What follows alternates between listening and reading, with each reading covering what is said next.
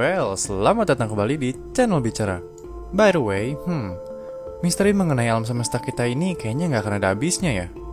Coba bayangin, ketika ilmuwan dan astronom kita berhasil menemukan sebuah objek baru di alam semesta, pasti terdapat banyak pertanyaan lain yang menghampiri.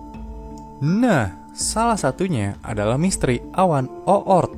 Bukan, Oort, bukan Oort. Nah, salah satunya adalah awan Oort. Nah, ada yang pernah dengar nggak awan Oort ini? Nah, awan ini ternyata masih menjadi misteri loh. Nah, apa aja misterinya? Simak video berikut ini. Tapi sebelumnya, jangan lupa untuk subscribe dan nyalakan lonceng notifikasinya. Udah belum? Kalau udah, skuy.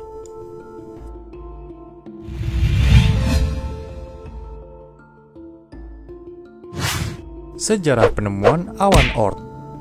Nah, pertama kita bahas bentuk dari awan Oort ini. Jadi, awan Oort ini berbentuk bola, guys, dan terletak di tepian tata surya kita.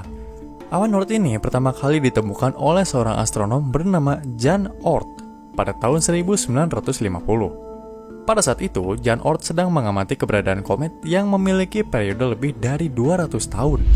Dalam pengamatannya, ia menemukan bahwa setiap komet tersebut ternyata memiliki orbit yang berbeda-beda. Tetapi jarak orbit terjauhnya dengan matahari sama, atau bertemu di satu titik. Tepatnya pada jarak 3 triliun kilometer.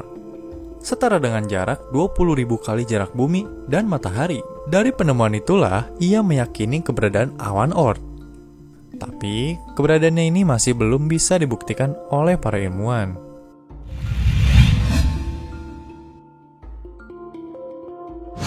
Bentuk awan Oort. Kalau di bumi kalian ngedenger nama awan, mungkin kalian bisa menemukan sebuah objek yang menggumpal berisi uap air. Tapi kalau awan yang satu ini enggak. Seperti yang tadi kita sebutkan sebelumnya, awan Oort ini berbentuk bulat seperti bola dan tidak mengandung uap air. Awan Oort adalah sebuah bola massa yang terdiri dari triliunan objek berbentuk es. Bentuknya yang bulat ini ternyata bentuk bagian terluar awan Oort.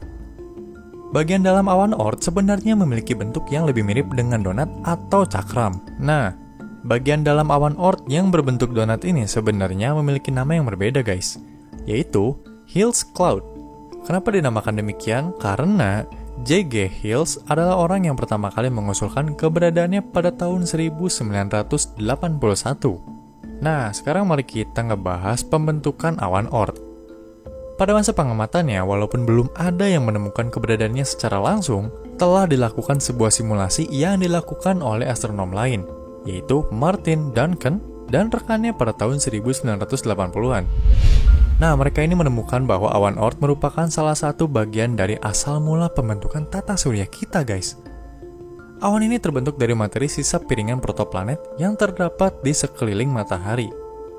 Well, jadi sama seperti pembentukan sabuk Kuiper.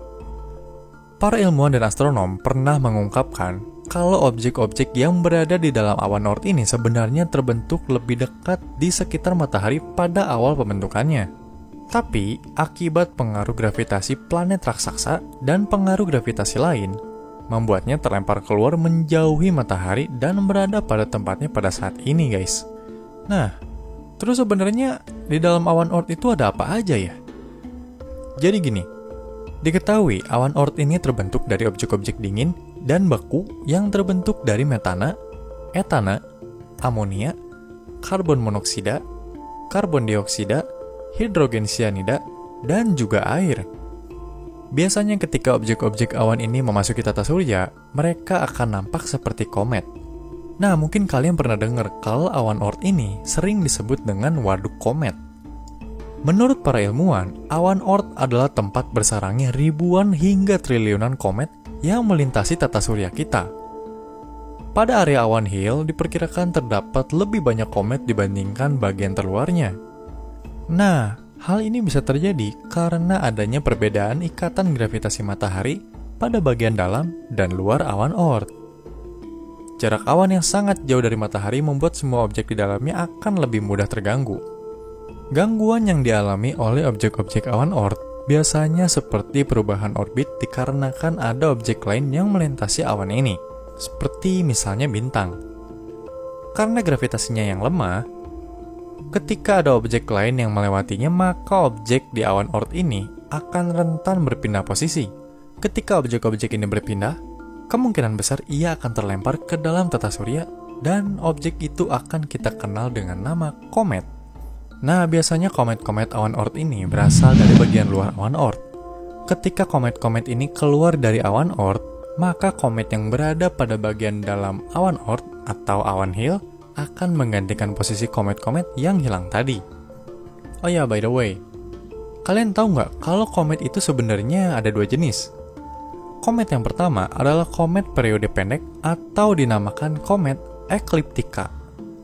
Komet jenis ini memiliki orbit di jalur lintasan planet-planet di tata surya. Periode orbit komet jenis ini bisa dibilang cukup pendek, guys. Komet-komet ini biasanya berasal dari sabuk Kuiper atau Kuiper Belt. Dan komet yang kedua adalah komet isotropik atau komet periode panjang. Komet isotropik ini memiliki orbit yang lebih panjang hingga ribuan AU. Menurut Jan Oort, komet isotropik memiliki titik orbit terjauh dari matahari hingga 20.000 AU. Dan komet-komet ini adalah komet yang berasal dari awan Oort. Oh iya, ngomong-ngomong, awan Oort ini segede apa ya? Menurut beberapa ilmuwan yang mengamati awan misterius yang satu ini, awan Oort membentang pada jarak 2.000 hingga 50.000 AU. Tapi ada juga ilmuwan yang mengatakan kalau awan ini memiliki ukuran hingga 100.000 dan 200.000 AU. By the way, kalian tahu kan 1 AU itu berapa kilometer? Nah, coba kalian kaliin, hitung sendiri nolnya. Puyeng-puyeng dah. Oh ya, by the way, walaupun awan Oort ini memiliki objek dingin yang berbentuk es, ada beberapa objek awan Oort yang berbentuk batuan. Hal ini dikemukakan oleh para ilmuwan melalui penemuan asteroid bernama 1996 PW. Menurut para ilmuwan, asteroid ini berada pada orbit yang terletak pada jalur orbit komet-komet isotropik. Jadi diperkirakan asteroid ini berasal dari awan Oort, guys.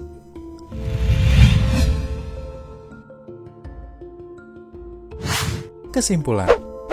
Nah, jadi awan Oort ini ternyata bentuknya benar-benar berbeda dengan kebanyakan awan yang kita kenal, guys. Dari pengamatan para astronom hingga saat ini, awan Oort ini diyakini sebagai tempat berasalnya komet-komet yang melintasi tata surya kita. Dan ia juga merupakan bagian dari masa awal pembentukan tata surya kita.